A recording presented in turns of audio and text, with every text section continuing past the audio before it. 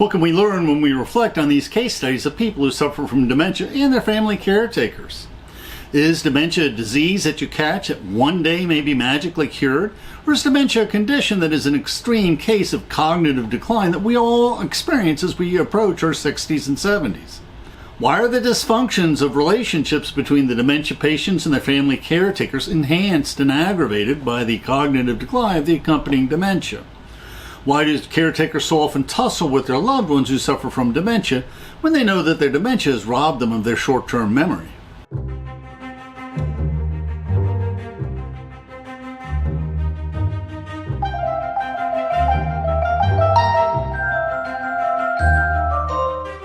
Please, we welcome interesting questions in the comments. Let us learn and reflect together. At the end of our talk, we'll discuss the sources we use for this video. Rotary has historically supported the Alzheimer's Association and funded research for Alzheimer's and dementia both locally and nationally. These reflections are based on my personal experience and research. My sources are cited, but these views are not endorsed by the Rotary or the Alzheimer's Association. If you have any questions about Alzheimer's or dementia, their 24/7 hotline is 800-272-3900. If you wish to visit our South Florida Rotary Club, please refer to the YouTube description for more information. Why is the book Travelers to Unimaginable Lands needed? Norman Doidge, who wrote the foreword, explains, none of the mainstream drugs for dementia disorders does much to reverse cognitive decline, except to offer a few months of lessening symptoms. There will be no magical cures.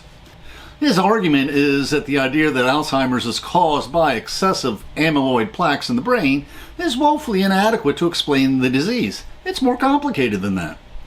Now, although dementia cases caused by drugs, dehydration, or vitamin deficiencies are sometimes reversible, those dementia cases caused by cognitive decline are irreversible. Usually, treatments for neurological conditions in general can only delay the decline. They cannot reverse the decline. In many of our videos on dementia, we feature celebrities who suffered from this condition. Margaret Thatcher and Sean Connery were diagnosed a few years before their departure. Thatcher died at 87 and Sean Connery died at 90. Now, Ronald Reagan had a long and productive life. He was 70 when his 2 terms in office began. Early in his presidency, he survived an assassination attempt where he was shot in the lungs and nearly died. Whether this was one trigger for his eventual Alzheimer's is anybody's guess. 5 years after his presidency, he was diagnosed with Alzheimer's and he passed away 10 years later. Many of his political opponents speculate whether Reagan displayed signs during his last years as president. All attending physicians affirmatively deny this. But one theme of the book we will be reviewing today paints a different picture. A picture where dementia does not just one day happen to the patient, but where rather someone's compromised behavior slowly evolves and transitions from their normal behavior. So it is really pointless even to speculate on such questions, as no good can come from it. To clarify, there are many types of dementia, but Alzheimer's patients comprise over 70% of dementia cases. Also, dementia first robs our patient of their ability to remember recent events, even from 5 minutes ago, but more long-term memories are durable. And you can also say that dementia robs the patient of their moral compass, since they're much less able to regulate the effect that emotions have on their behavior. About 7% of the elderly over 60 will suffer from dementia in their lifetimes. This book compares the dance between the dementia patient and the loved ones who are their caretakers, where they seem to have the same arguments over and over again, and the Alzheimer's patients seem to unable to learn from their mistakes. But it is also because, weirdly enough, caregivers experience the same problem. In an uncanny mirroring, the caregivers get pulled into a parallel process with their charges. They forget what happened yesterday, repeating what didn't work last time and becoming ever more prone to agitation and impatience, even as we're engaged in a trial of devotion that pushes love to its limit. And we saw this dance in Kim Campbell's excellent biography of the last years of Glenn Campbell, her husband, who suffered from Alzheimer's. Whenever the brain suffers from any type of loss, it has amazing powers of self-healing and rewiring to bypass the problem. This means that the old personality doesn't disappear. Any dysfunctions in the relationship simply morph into baffling new behaviors. And the patient, until the very end, does not lose the ability to push your buttons. And this is a touching story. The last album Glenn Campbell recorded, including lyrics that explored how frustrating it was to live with Alzheimer's. They asked the doctor, should Glenn embark on a last farewell tour? The doctor encouraged him to tour as long as he was able. Keeping him active would slow down the progress of his dementia, and music often calms the patient. They asked Glenn what would happen if he said or did something embarrassing, how to respond. Glenn simply said, "Tell everyone I have Alzheimer's. Then they'll understand." Like Glenn Campbell, Tony Bennett insisted on touring as long as he could, also cutting a farewell duet album with his good friend Lady Gaga. Rita Hayworth was the first celebrity to admit to an Alzheimer's diagnosis. Her daughter is a board member and fundraiser for the Alzheimer's Association. How I first became aware of dementia was when I intervened to stop the foreclosure of a destitute owner so he could be appointed a guardian by the court. The guardian then placed him in a compassionate lockdown facility for Alzheimer's patients and then sold his unit and paid his debts. Now many in the community were fed up with his demented behavior. His only family was an estranged sister. This is all I know. Perhaps they were estranged for decades, but I just could not help but wonder, did his demented behavior also drive her away? When we think of dementia as a disease, we picture it as something that an elderly person catches that makes them different than they were before. When you view dementia in this manner, you tend to assume that their puzzling behavior is totally new behavior.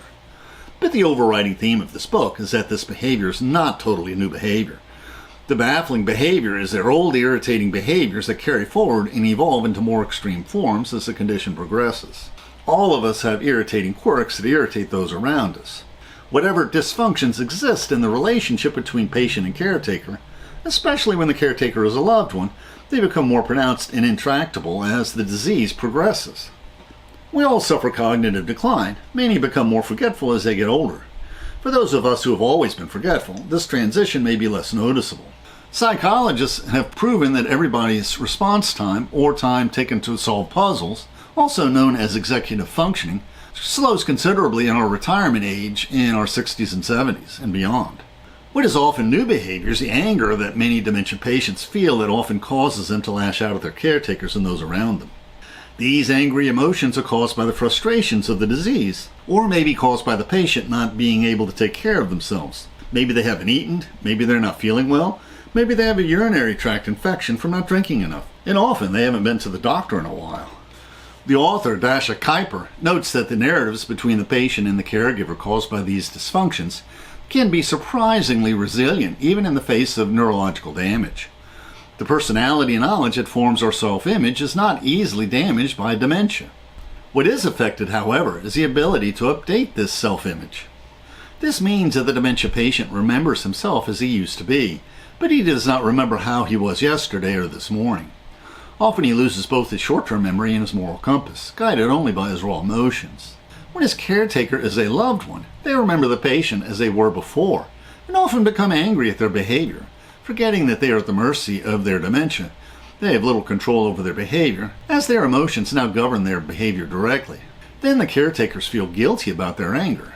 Sometimes caregivers blame themselves for not spotting dementia earlier, but, as the author notes, although clear-cut signs of Alzheimer's, incoherence, sexual inappropriateness, getting lost in familiar places, paranoid delusions, even physical violence, are often present, family members still hesitate to make the leap to a neurological diagnosis.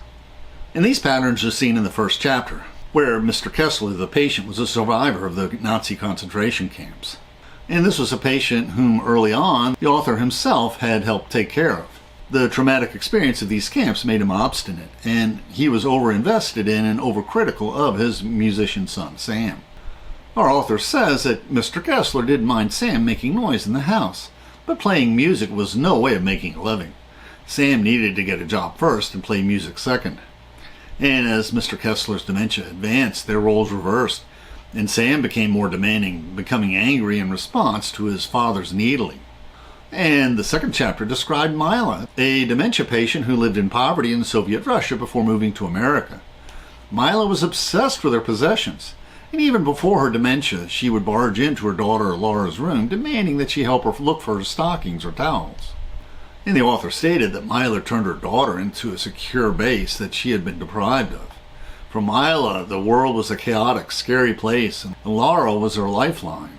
As Mila developed dementia, her insecurities worsened, and her behavior became more erratic. In the fourth chapter, we meet Elizabeth and her husband, Mitch. When they were dating, after work they would meet often in a Greenwich Village restaurant for dinner and a cocktail.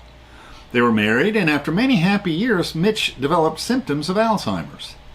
He would leave their apartment for the Greenwich restaurant, and Elizabeth would follow him and meet him there as they did so many years before, like when they were dating, and when dinner was over, she would rush ahead so that she could meet him when he arrived home.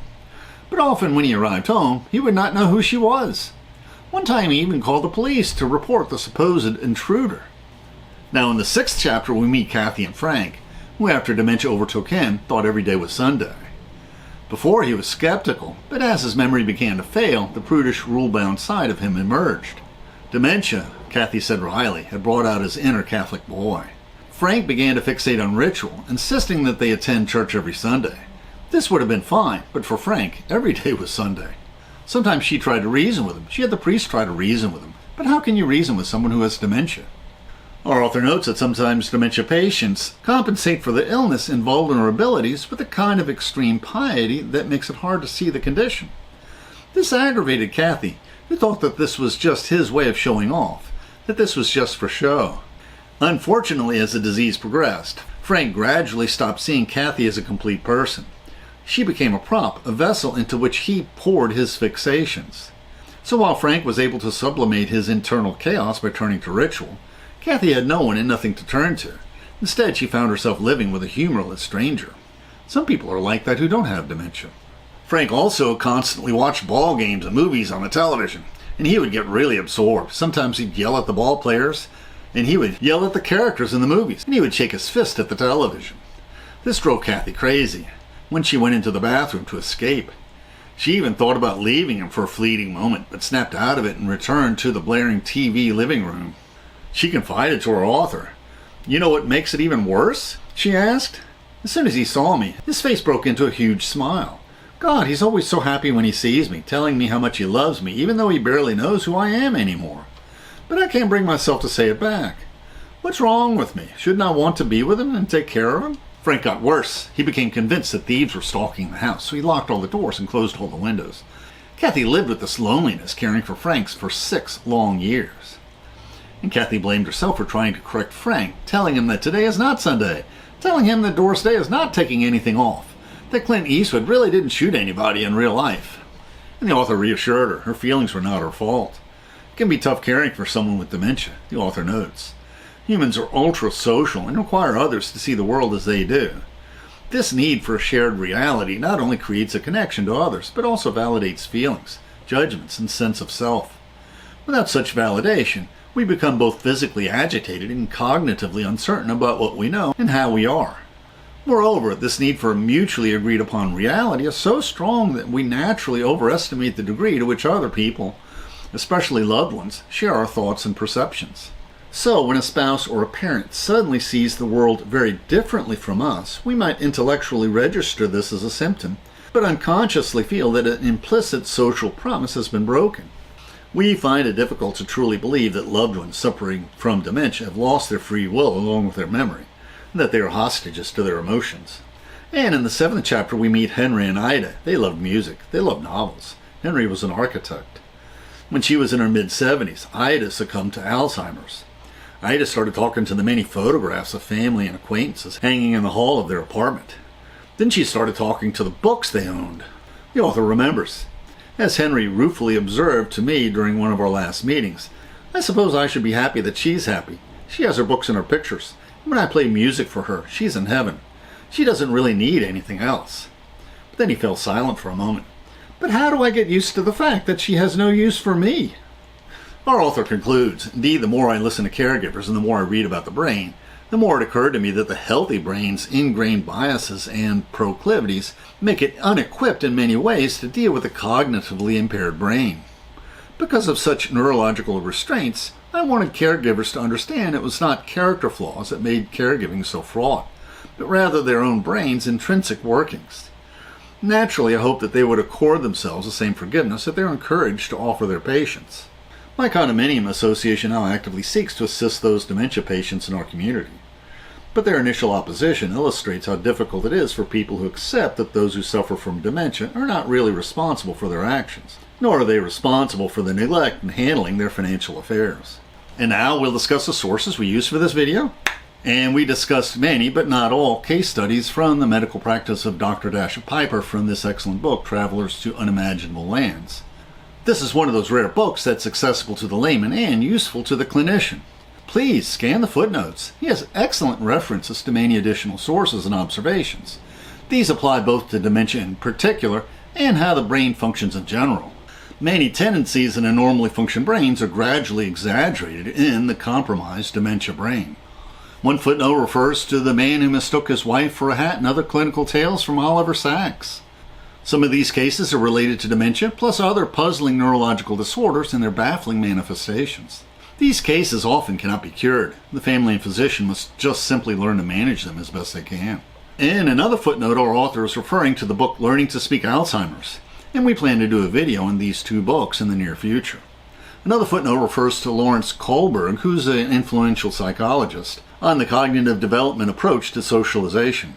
And this work was heavily influenced by the work of Jean Piaget, a prominent development psychologist specializing in the psychology of children. And the particular book he quoted is not readily available, but there's a similar book we found on Amazon that summarizes the views of these two psychologists. In another footnote, Nietzsche touches on how the popular mind is primed to impose intentions even on mindless phenomena, and how language reinforces this tendency in his genealogy of morals in Ecce Homo. And, in my opinion, you should read and study Nietzsche with caution and skepticism. In more footnotes, one type of cognitive reserve is the brain reserve model, where some people have a larger brain with more neurons and synapses, which allows the brain to withstand pathology better, including dementia.